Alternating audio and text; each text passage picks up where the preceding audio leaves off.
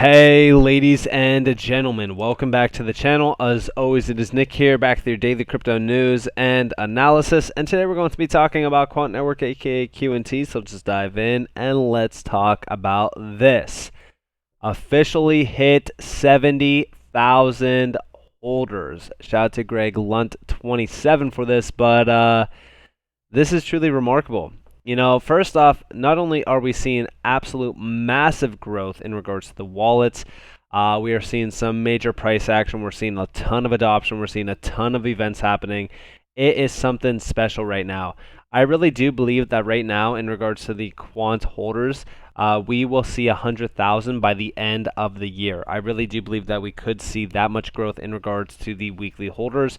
I know that there's only a few weeks left until the end of the year, but I do think that something, crazy is going to happen here soon, and I really do think that it's going to be something monumental. I mean, it just has been, non-stop growth since day one in regards to QNT, and it is not slowing down at all. I believe that it's actually currently, I would say this, it's been accelerating like no other token in this space.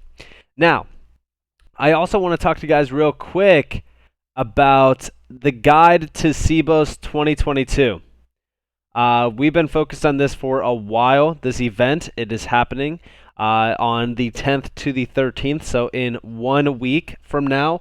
And also, we do see a nice little quote here. The industry is aware of the enormous promise in our digital future, as swaths of previously underserved customers are empowered and the very nature of money is redefined. Very special market that we are in right now. So early. Absolutely insane to be this early in something like this. This entire market is going to see exponential growth. Very similar like the wallets over here, the holders. I'm just going to say it right now. Us celebrating 70,000, this is going to be a historical snapshot. 70,000 holders. That is nothing. Nothing compared to most of these other assets. But nonetheless, let's take a dive into this guide on Sibos. And let's start with, I guess we could start with the About page here, which I do love the About page on Quant. It does talk about TC307. That's right, ISO 20022 is nothing compared to TC307. I've talked about TC307 for a while on this channel.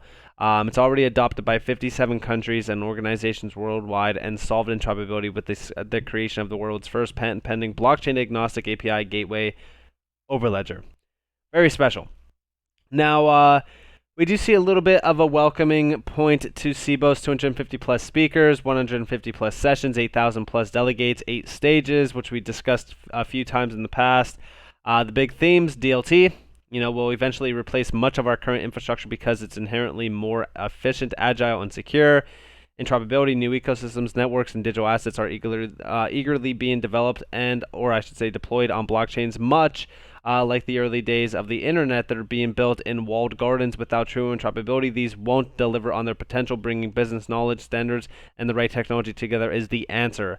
Institutional digital assets as well. The digitization of transactions and assets through tokenization will deliver transformative improvements for investors and issuers alike, but it should be transparent to end users and demands a new framework and approach. Tokenized money as well. Private digital money in the form of wholesale and commercial stablecoins, tokenized deposits, and e-money is changing the world of finance. It's compliant with regulation, fully backed and designed from the outset of B2B use. Central bank digital currencies as well. Everything is moving so fast, and it's all centered on interoperability. Notice, everything is interoperable right now. Like, this is the key. All of this demands interoperability. DLT as well. Our take, DLT will eventually replace much of our current infrastructure because it's inherently more efficient, agile, and secure. DLT has the potential to eliminate a sway of redundancies, barriers, and even delays. And they do talk about settlement down here. They talk about quite a bit, honestly. RTGS systems, everything. Everything will be fully disrupted. Everything will be fully revolutionized by DLT. I've said it, like, when we look at DLT, it's going to absolutely kill the efficiencies that plague, or the inefficiencies, that plague the world right now in regards to these infrastructures. The entire global infrastructure that we run on, we're not even talking about payments or finance. The global infrastructure is being fully disrupted by DLT. Everything. And yeah, it's going to be very exciting. And also down here, a DLT network can become a shared innovation platform, which is the end goal here. We do see a few discussions here, perhaps a real boost DLT delivers to the financial industry through, or though it comes from the concept of pooled innovation. In a world of centralized databases, implementing a new process is time consuming and depends on every participant doing so in the same way. At the same time, take direct deposits. In this UK, these complex flows depends on back system. That dates back to the 1960s. I've told you guys that since the 1960s, like the biggest innovation that we've seen was debit and credit cards, which, I mean, you could easily debate that that is not really a massive innovation.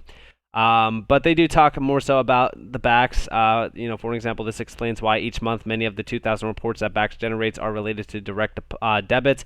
Now imagine automating this on the blockchain. The biggest advantage is that any new functionality introduced at the network level is usable by any institution on the network. Innovation is pooled DLT networks will level the playing field and become a shared innovation platform.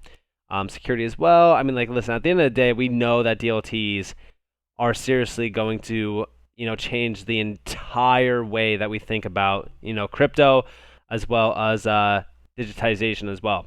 Here we have the merge being discussed as well. Interoperability. Our take, new ecosystems, networks, and digital assets are eagerly being deployed on blockchains, but much like the early days of the internet, they are built on walled gardens without true interoperability. So this is the big focus, right? I actually want to hear from you guys real quick. So how many of you have been watching my Q&T videos and heard me say crypto will be nothing without true interoperability? I want you guys to comment down below how many of you are aware of that quote, are aware of that saying that I've said many times on this channel. And here we have it. Without true interoperability, these won't deliver on their true potential. Crypto will not have its true power morphed into reality without interoperability. That's why Quant is such a big focus point. We do see here, interoperability is a hot topic this year, the theme of numerous sessions. We raised an eyebrow at bridging digital platforms. Is interoperability a pipe dream or a possibility? And they're going to debate a slew of technological, legal, and commercial considerations. We're surprised that the subject is causing such a fuss. Why? Because interoperability is already technically feasible. We've already solved it using an approach that works in the real world and doesn't rely on the dominance of one asset type or DLT. Winner takes all is not interoperability, not in our books anyway. Interoperable digital assets and currencies as well. You should be free to choose the DLT that works best. And yeah, I really do think that at the end of the day, all of these assets are going to be bridged. Everything's going to be bridged. NFTs, the metaverse, all of it is going to be interoperable, and it's going to be very exciting. We do see up here central banks must keep pace to innovate and continuously enhance our monetary stability. Yeah, I do think that central banks, the banks have no choice but to adopt crypto, honestly. I'm just going to say it right now. They will fall behind very fast if they don't do so.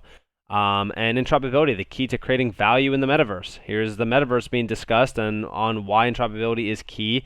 Interoperability allows individuals to be unconstrained and have a more unified experience in the metaverse, just like in the real world. Institutional and digital assets as well.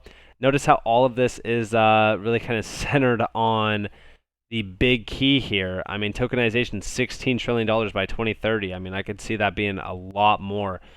Capital markets can't be efficient if digital assets are trapped in walled gardens. Interoperability, the key spotlight.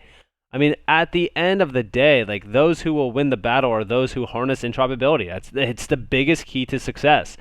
Regulations are another big stepping stone, and that's also being mentioned here during this entire event. There's so much to this. There really is. Tokenized money. Again, there's going to be a lot more discussions on tokenization of money. I think that really we're going to see a massive opportunity here, especially around commercial stablecoins, which we discussed quite a bit in regards to institutions. But yeah, I thought that this was an incredible breakdown on what's going to be happening at this event. I think that everyone should definitely be looking at this event, watching this event, paying attention to this event, especially the after fact of it. And there's going to be so many people that will be there. Bank of America, Starling Bank, Global Head of Consumer Banking and Payments at Barclays, Here's the Federal Reserve Board of Governors. This is the Reserve Bank Operations and Payment Systems of the Federal Reserve, Managing Director of the Monetary Authority of Singapore. This is going to be a very exciting time. Definitely pay attention to this, guys. This is probably one of the biggest events possible. And over here, we do see SON NL11. We've worked on cross-border payments networks, CBDC projects, and tokenization of funds. We're here to help as a pioneer in institutional digital assets. Quant has already worked on the standards and built the patent-pending software that makes it quick and easy to implement blockchain solutions and issue digital assets that work seamlessly across any network. We've worked on cross-border payments networks, CBDC projects, and tokenization of funds. And they are very, very ahead of the game in regards to tokenization and cross-border payments and things like that. We even see here, like, so XRP has a competition in cross-border payments. No bank are going to rely on one payment rail. QNT provides options where XRP will be one of the settlement options, 100%. And I do think that, Ripple with XRP in regards to on-demand liquidity is very, very exciting. So, yeah, I do think that XRP will play a vital role and provide a ton of volume as well as value to be moved over, QNT's overledger, if you will. And also, last but not least, I do want to share with you guys this tweet from Just a Tech Guy, and we do see here QNT is the one you should have went with all along. Why? Because interoperability is already technically feasible. We've already solved interoperable digital assets and currencies. We've developed interoperable digital assets and currencies in response to our customers' needs. They have vastly different requirements for DLTs. Some demand an open, decentralized network structure to facilitate transactions directly with consumers. Other initiatives depend on a setup that's ring-fenced using private permission DLTs available only to authorized institutions. And yes, I've always said, at the end of the day, and by the way, I know that I'm quoting the Sibos discussion, but all of these DLTs, we look at this market in such a vast way. We look at what's going to be the best layer 1, what's going to be the best DLT, and the answer to that is there won't be. There's not going to be a one-size-fits-all. There's not going to be a one DLT is going to source all of the money and it's going to be worth this price, that price. I've seen so much discussions around XRP and the XRP community. And I want to say you really need to break out of the MEXC mentality. Even QNT, right? Although I love QNT, there's definitely going to be some competition for it at some point in time. There's going to be things that are going to be developed and designed, but, it's the ones that stay on the road, that stay on the goal to the end goal that they have put in place, that have continued to build on that, continue to, not only morph into a massive giant that it is today, but also build the connections that it has. Those are going to be the big winners. And I do think that Quant is years and years ahead of anything out there in regards to interoperability. So I think that any competition that does arise, I think that QNT is going to be way ahead of it. But in regards to DLT, in regards to all of this, this entire space, there's not just going to be a one-size-fits-all. In fact, I actually believe that there's going to be a ton of collaboration within the DLT systems on CBDCs, on tokenization, on all of this massive movement of digitization happening behind the scenes in regards to a lot of these major markets. But there's one major winner that comes out of all of this sitting pretty, and that is QNT, because at the end of the day, interoperability is key and crucial to the success of all crypto, and all of these DLTs continue to succeed, build out massive connections, bridges, all of that is all beneficial for Quant, because Quant is going to be the one that connects all of them. So with all of that in mind, I hope that you guys enjoyed this video. If you guys did, definitely leave a like, subscribe, turn notifications on if you guys want more free content. You guys are more than welcome to follow me on Twitter and join the free Discord down in the description below. As it's up to you all, have a beautiful day, beautiful night, wherever you guys are in this beautiful world. This has been Nick. Peace out, guys.